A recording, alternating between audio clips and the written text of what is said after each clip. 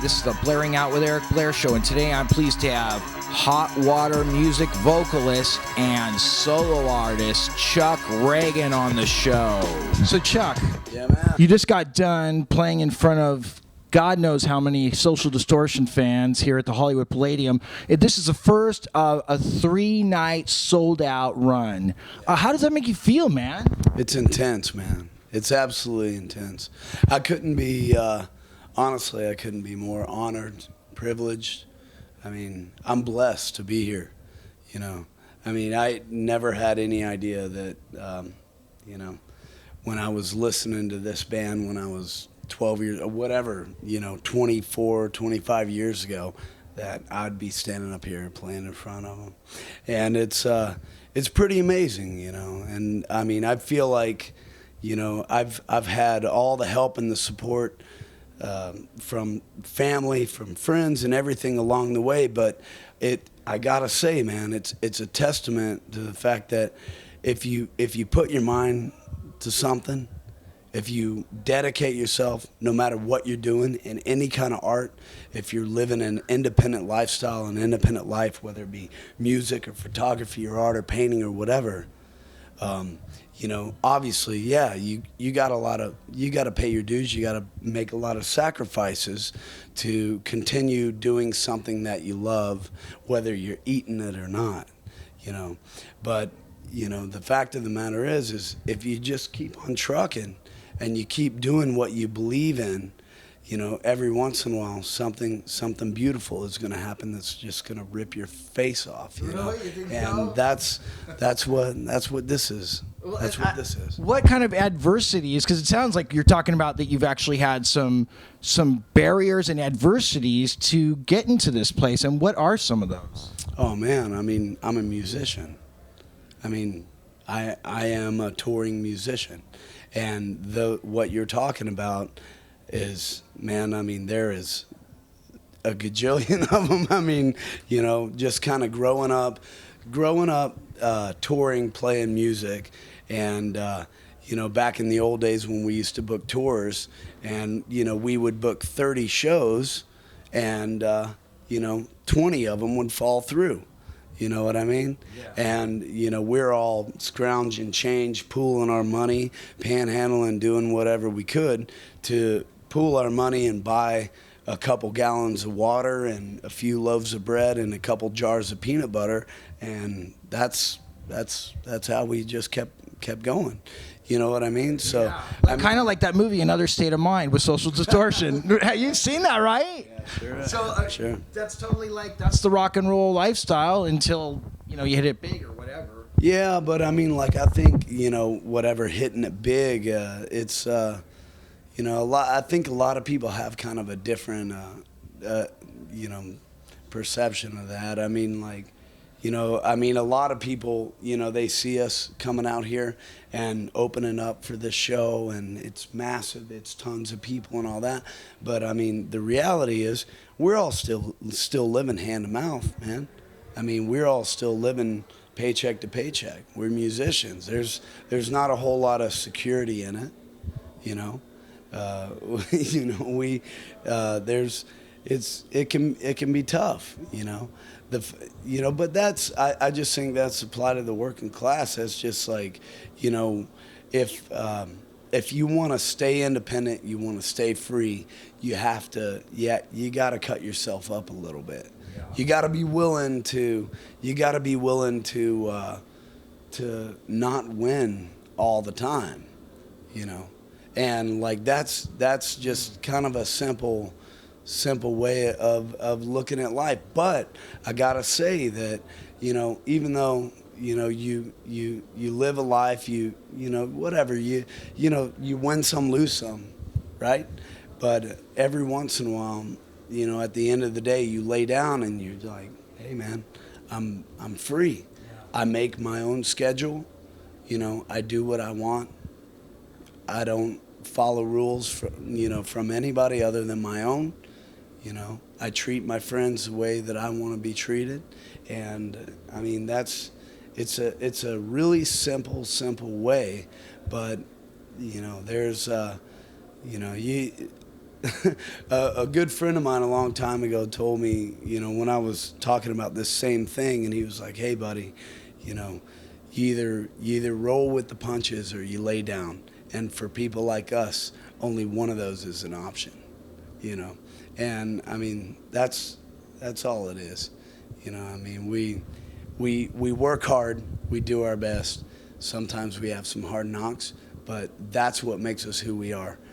That it's things like that builds the character, and as bad as it may be sometimes, we're doing what we love to do. At what age did you discover, like, I feel possessed to pick up this guitar and play music? Well, I think I was maybe around the age of 12 years old or so, and I was just really, all I wanted to do was play punk rock, play loud music. I got into that from getting into skateboarding. I grew up skateboarding the majority of my life. Still do, not as much anymore, mostly just to, take out my recycling. That's embarrassing to say, but, I don't hit the park as much. But, I just got into, wanting to play loud, aggressive rock. And whatever, I call it rock back then. Looking at it now, it was punk rock, but to me, I was just wanting to just kill it, and begged my parents for a guitar. They finally broke down. They took me to the store, got me the little package deal. You get the electric guitar and the chord book and the little amp and the strap and this and that. And I took it home, and I didn't even realize that you had to press your fingers down to make a chord, and just like brought it home, plugged it in, turned all the knobs up, and just started like raging on the thing. And bless their hearts, they gave me maybe 10, 15 minutes, and my dad just like kicked the door through, came in, and that may be exaggerating a little bit, but he definitely threw the door open, came in, and scooped all that stuff up. I never saw it again. Wow. Never saw it again. And I was busted up. I was like, oh, that's all I wanted, And but the beautiful thing is the next day, I came home from school, and no electric guitar, and I hated my parents. I was like, they're terrible. They took my guitar, and there was an acoustic guitar sitting up against the bed, which was amazing. I mean, the fact that they had that love to just be like, we support you, but all in all, I mean, like, I always played sports. I played a lot of baseball, I played soccer, I played some football, I played hockey, all kinds of sports. Played golf. My father's a professional golfer. I grew up doing that, and those were the footsteps that my family wanted me to take. I just wanted to play music, but it was my grandfather. Somewhere around the age, late 11 or 12 years old. And I was sitting around, we were staying at my grandparents' house, Daytona Beach, and I was just sitting there playing the guitar. And I don't even know what I was playing. I probably didn't, I can't even remember even knowing that many songs back then at all.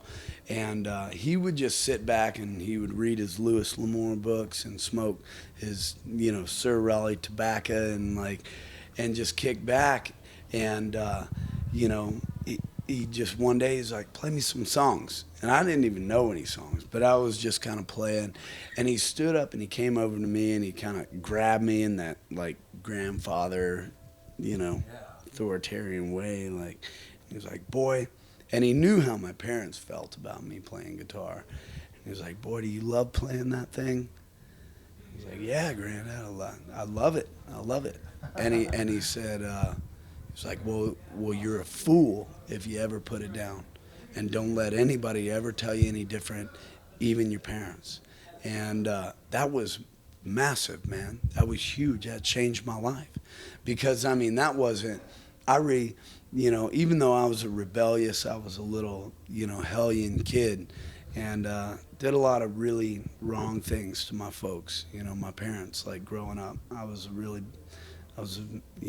bad kid, but you know, even though I did all that stuff, like I did respect them in a sense, even though I didn't show it all the time.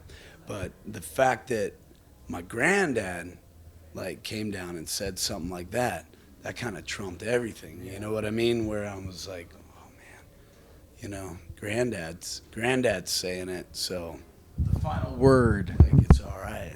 So now, and then let's jump ahead. What was your vision for Hot Water Music? And yeah, what was your vision for Hot Water Music? Oh man, I mean, when that started, it couldn't have started in a more simpler way. You know, I mean, when Hot Water started, we were two separate bands at the time. And, you know, George Rebella, the drummer, him and I were in a band. And we had a singer, and then we had kind of gone through different bass players. And then Jason and Chris Wallard had a band, and they had a singer, and they had gone through drummers.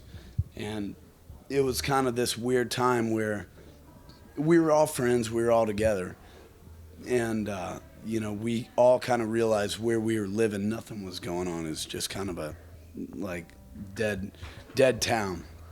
It's doing well now. You know, this was the whole Sarasota, Bradenton area, but it was tough to find shows. There was nothing to do other than getting in trouble, you know.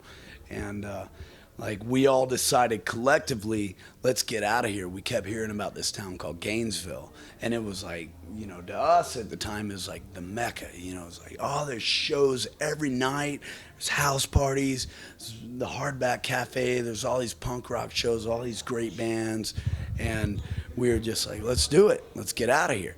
So the whole plan was, let's move to Gainesville. You know, George, you're gonna fill in for drums on Jason and Chris's band, and Jason, you're gonna fill in for bass on me and George's band until, you know, we find a bass player, you guys find a drummer. So we all moved up, and long story short, both the singers kind of flaked out. They did their own thing. They kind of went off and did their own thing, and pretty much, long story short, last four people standing was the four of us. And we all moved to the same apartment complex, the only place we could find that we could afford. And it was just the four of us just raging and, you know, terrorizing that apartment complex for months on end. And that's kind of how the band started. So then what have been some highlights so far of your time with Hot Water Music? Oh, man. I mean, that's a tough one. I mean, like with Hot Water Music, that has been the band that has, you know, enabled me to find out what music is all about, you know. And through the course of it, you know, I've met some of the most greatest inspirations I've ever met in my life. I've met a boatload of my idols that I grew up listening to. You know, I've met people that I've never, ever, you know, had any idea. I've been to countries that I'd never even dreamed that I would ever see. And I mean, like, that's a really tough question. I don't know how I could even begin to answer that. It's kind of more of, you know, the highlight is the fact that, you know, we all kind of chose a path, took a road, and just charged it. And, you know, over the course of it, just were invited into so many amazing communities, met so many great people, got a chance to play with some of these bands that we've idolized since we, you know, were kids. And I mean, man, oh man, it changed my life forever. How does Chuck Ragan evolve from a punk rock singer into a folk rock troubadour? I don't know, buddy. I mean, like, if you're talking about the music I'm playing now opposed to Hot Water Music, in all honesty, like, a lot of the stuff that I'm doing right now, it's not that much different than what I was doing, you know, 15 or some odd or more years ago. Even a lot of the a lot, if not the majority, of the early hot water music stuff, it was all written on acoustic. You know, like I said, when we all moved up, we moved up into this small apartment complex. We couldn't plug in amps. We couldn't plug in our heads and cabinets or anything. So it kind of resulted of us, you know, sitting around, you know, doing a lot of crazy stuff and just like in and up on the porches, just playing acoustic guitars and writing it. And then we had this kind of this horrible, beautiful little art space, you know, that was shared as kind of a little squat is what it was. And we were able to go there, you know, a couple times a week and plug in and just like rage and play loud. But we would all sit around like, you know, as much as we could, writing these songs on acoustic, and then go and you know, plug them in. But every once in a while, songs would kind of escape from us, where it was like, yeah, that's not a hot water music song, you know. And it was just kind of like simple folk stuff, you know. That, I mean, that's the only way I know. That's kind of such a vague statement nowadays, folk music. I mean, like, it's, you know, I don't feel like I'm doing, you know, anything other than what I'm supposed to be doing when I'm playing guitar, if that makes any sense. I mean, in other words, like, I'm not really shooting to try to be in any type of genre, or, you know, to, like, I want to play this kind of music. I'm not that great a guitar player. I play really, really, really simple stuff. I'm really not that great of a singer, you know. I mean, I do whatever I can do, and I mean, I put my heart and soul and my backbone into it. But, you know, whatever comes out is what I'm saying, you know. And whatever people want to perceive it, I mean, that's fine. But. Well, Chuck, you know what? You can't really say you're not that great of a singer, and you can't really say you're not that great of a guitar player, because art is it's subjective interpretation. There's so many different kinds of painters. Somebody may say Monet sucks. Well, how can you say Monet sucks? How can you say, you know what I'm saying? Sure. It's subjective. I do. I'm not saying that I'm not proud of what I do at all. I'm completely proud of what I do. I'm just saying that I look around, you know, what the one thing that I'm blessed about is that I've got all these friends around me that I travel and I tour with, that I admire, respect, look up to, and they blow my mind every single day, you know. And I look at what they do, and I want to become that. I want to get better. I want to be a better musician. I want to be a better, you know, singer. I want to be a better friend. I want to be a better husband. I want to be a better everything, you know. And, like, what I'm saying is, you know, I truly don't think that, you know, I mean, when I hear the sound of my voice, I'm like, all right, that's in key. I'm all right with that. You know, I'm just saying that, you know, I'm not saying I'm not proud of what I do. I'm just saying I don't think I'm the greatest singer at all. So then when some of your idols or some of the people that you look up to or you think are amazing come to you and go, Chuck Ragan, you're the bomb. How does that make you feel? Oh man, I mean, it's humbling. It's completely humbling, and totally overwhelming. You know, it's a strange feeling. Can you accept a compliment? I can. I mean, like, I do my best, you know, because I feel like that if someone you know is willing to put the time and energy and the money, you know, to come, you know, see us play, you know, whether it's my stuff, whether it's hot water music, I mean, they're showing respect to us. And just like I was raised to, you know, treat people the way that I want to be treated, I want to give them the same respects, you know. And, you know, I want to, you know, to return that, you know. I mean, it's the least we can do. What do you feel that you achieved musically with Gold Country? I mean, the whole point of that record was just to do something a little more stripped down and, away from like the production aspect that we put on Feast or Famine. And I think we did it. It was a simple way of recording a record. And it was the first record that I'd ever, I guess, officially produced myself.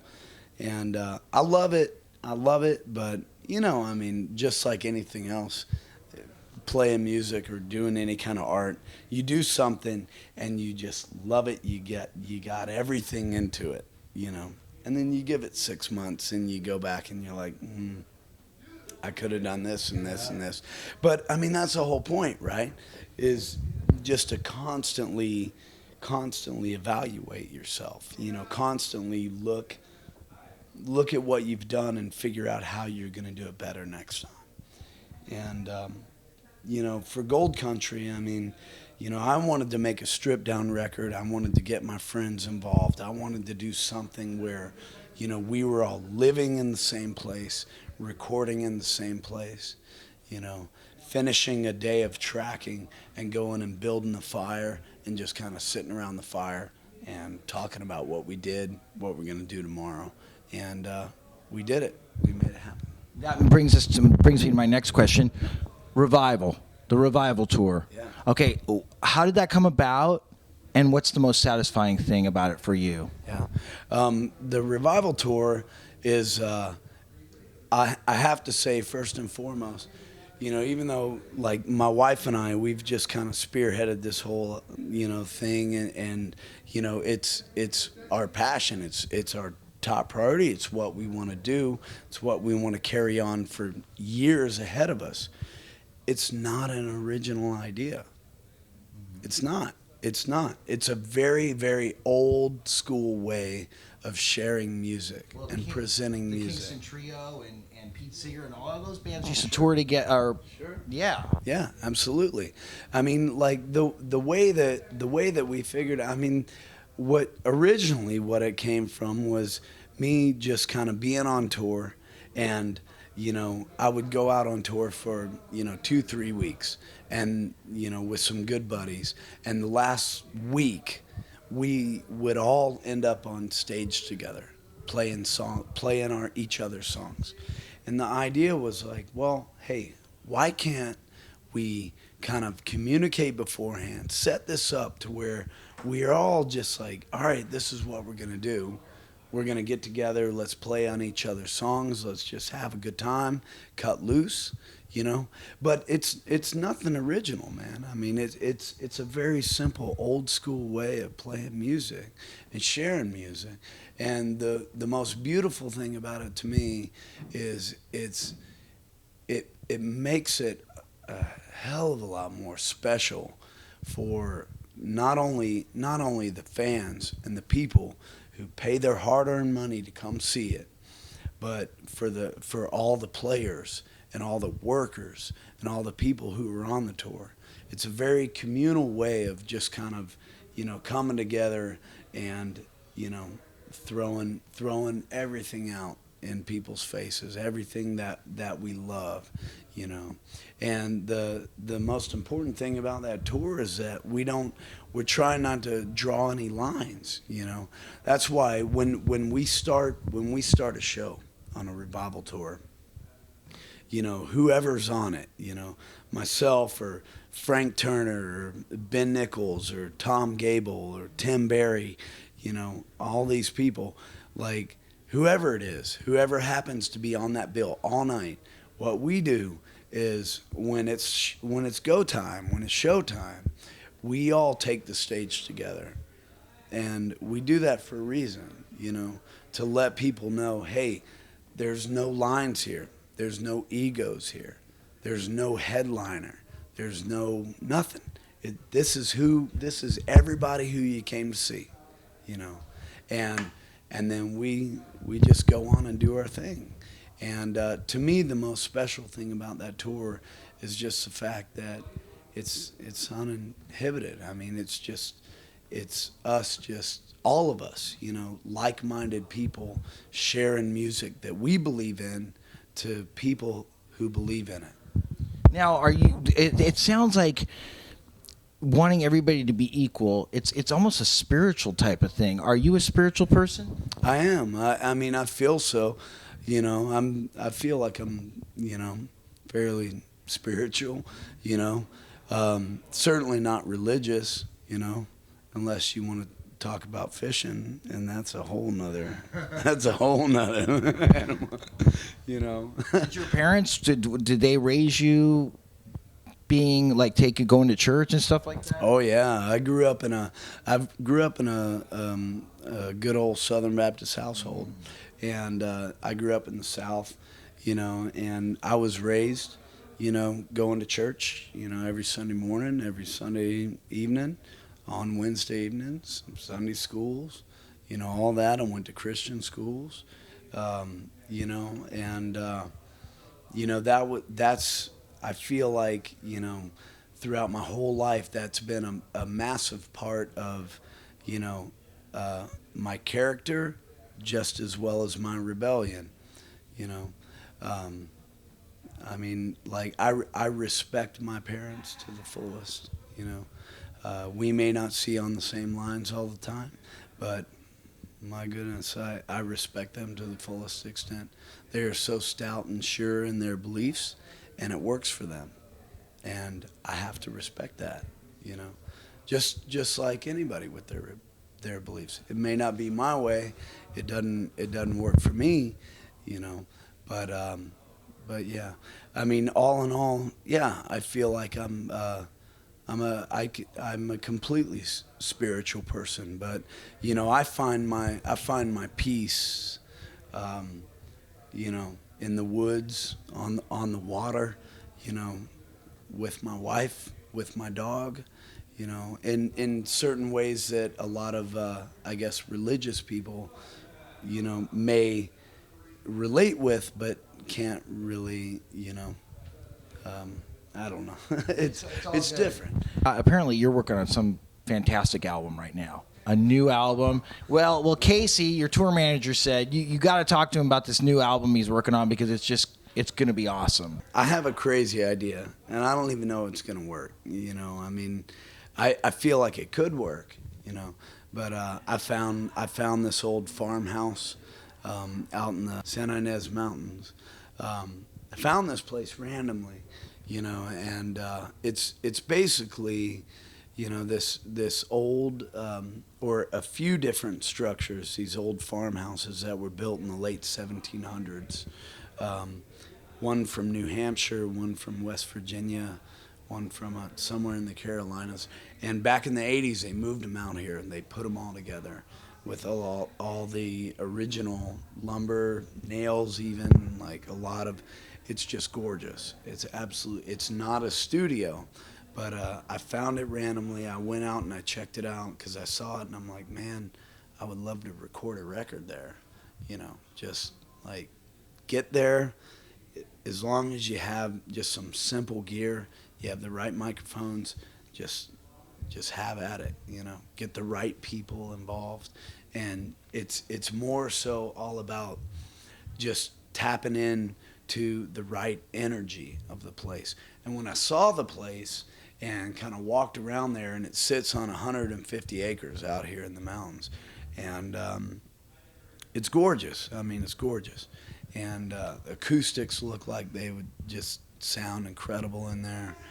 And it was one of those things where I just thought, man, if I could make this record sound like this place feels to me, then that's it. That's the most.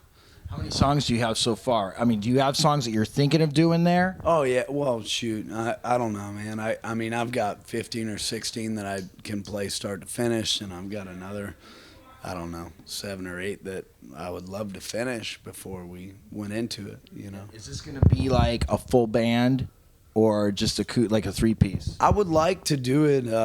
I would like to do it more stripped down.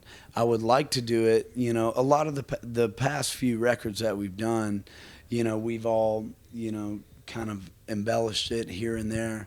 You know, playing organ on it or playing these things or, you know, things that we weren't able to duplicate live tonight, right? Mm-hmm. And I still love playing those songs, but you know, I would love to do a record that we can completely, you know, transfer from the record to the stage.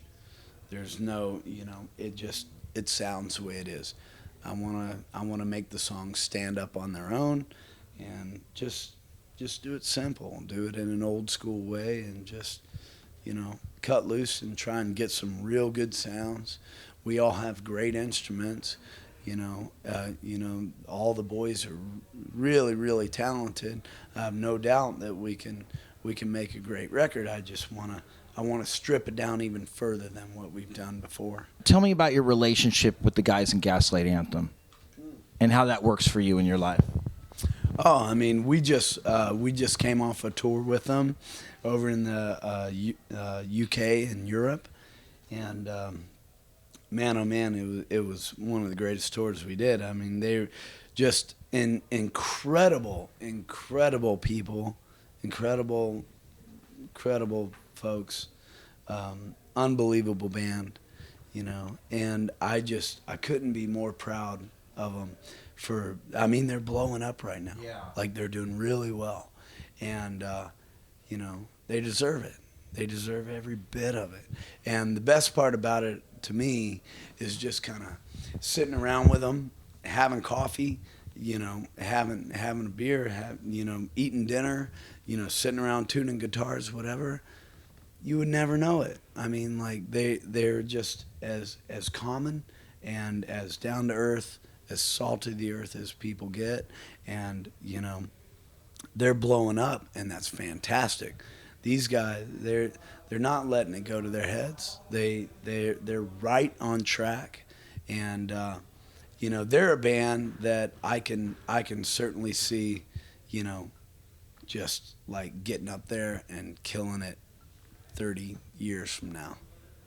You know what I mean? Yeah. Like, to me, like, I wish them that, you know, like, they have that talent, like, they have that energy, they've got that fire, and man, that's what I want to see, you know. I want to see that band, you know, up there killing it. Now, what about you? How big would you like to see yourself, or do you even think about that? Oh, buddy, you know, I mean, somebody asked me last night, they were like, when was it, just some person that I met at the show last night, and they said, when was it that you realized you you had your break? When was it where you feel like you made it?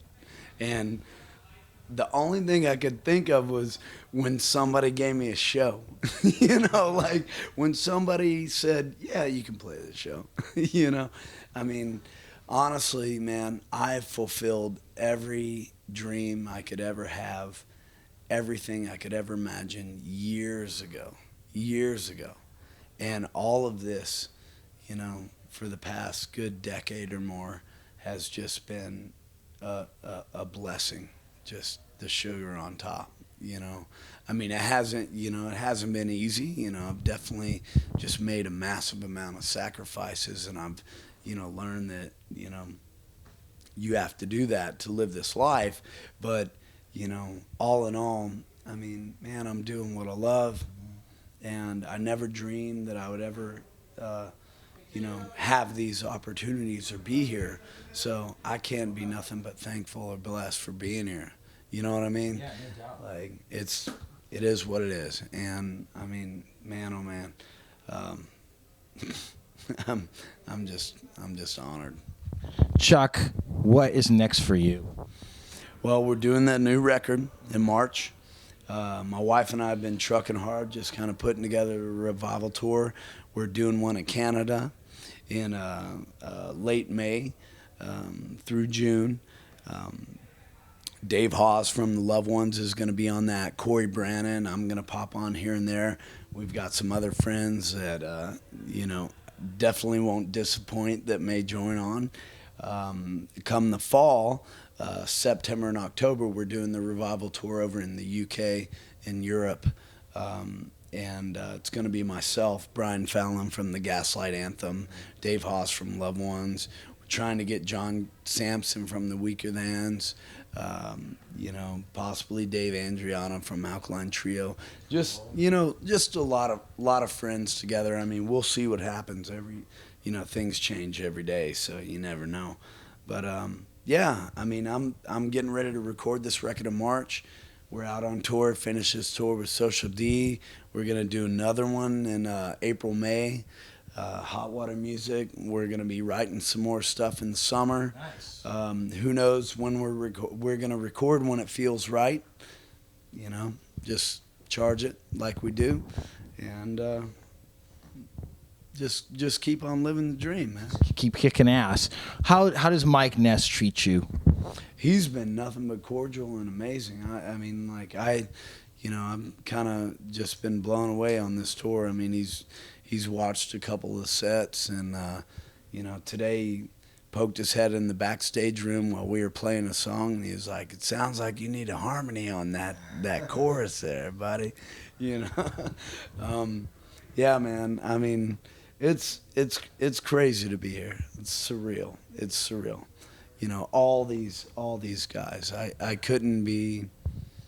You know, it's amazing when you meet people, you know, that you look up to, and you know, you're not sure how it's gonna pan out. Yeah, you're not sure how it's gonna work, and when they just kind of blow you away and make you feel at home, it makes everything worthwhile.